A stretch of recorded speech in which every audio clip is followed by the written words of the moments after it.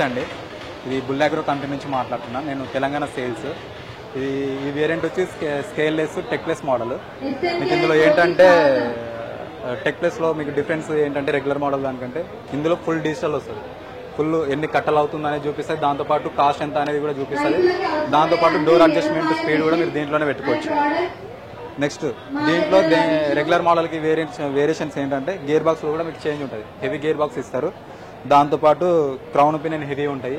30 shaft dia main shaft ఉంటుంది. Next ఏంటంటే cutter బార్లో మీకు 5 బార్స్ పుల్లల రాడ్ ఇస్తారు. అందులో డీ ప్లేట్ కూడా హార్డ్ హెవీ మెటీరియల్. మీకు ఇందులో వారంటీ క్లైమ్స్ వచ్చేసి 6 months వారంటీ.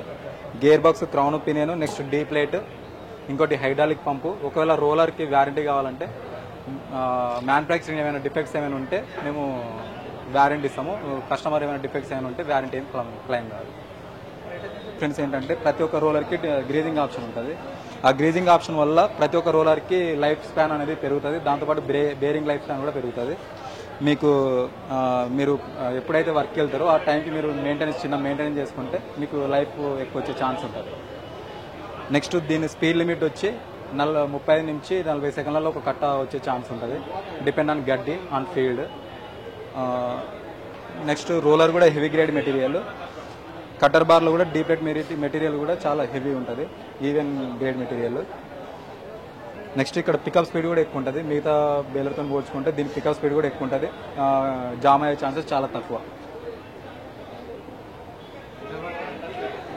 ఇందులో మేజర్ డిఫరెన్స్ మిగతా కంపెనీస్ స్కేల్ మోడల్తో పోల్చుకున్నప్పుడు ఏంటంటే మీకు డిఫరెన్స్ వచ్చేది స్కేల్ దగ్గర. స్కేల్లెస్ అని చెప్పి 2 డిఫరెన్స్లు ఉంటాయి. స్కేల్లెస్లో మీకు వచ్చే డిఫరెన్స్ మేజర్ ఏంటంటే ఒకవేళ దారం దిగితే కస్టమర్ ఆటోమేటిక్గా తీసుకునే ఆప్షన్ ఉంటుంది. అంటే దారం దిగినప్పుడు కస్టమర్కి ఏ ఇబ్బంది లేకుండా ఈ మిషన్కి ఆప్షన్ ఇచ్చారు.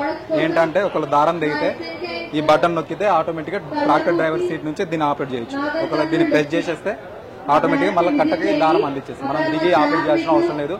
ఊరికే దారం పెట్టాల్సిన ఆప్షన్ లేదు. చాలా మెయింటెనెన్స్ తక్కువ. స్పేర్ పార్ట్స్ కూడా హెవీ ఉంటుంది. ఇంకోటి మన కంపెనీలో మిగతా కంపెనీతో పోల్చుకున్నప్పుడు స్పేర్ పార్ట్స్ ఈ కొన్ని మెటీరియల్స్ ఇస్తుంది. అంటే మెయింటెనెన్స్ పరంగా చూసుకుంటే కొన్ని మెటీరియల్స్ ఇస్తుంది. ఒక టూల్ కిట్ ఇస్తుంది. గ్రీజ్ గన్ కానీ, యూబెన్ కానీ, క్లచ్ ప్లేట్ కానీ, నెక్స్ట్ సేఫ్టీ బోల్ట్ కానీ, క్లచ్ స్ప్రింగులు కానీ, అడ్జస్ట్మెంట్ స్ప్రింగ్ కానీ, ఒక టూల్ స్పానర్ కిట్.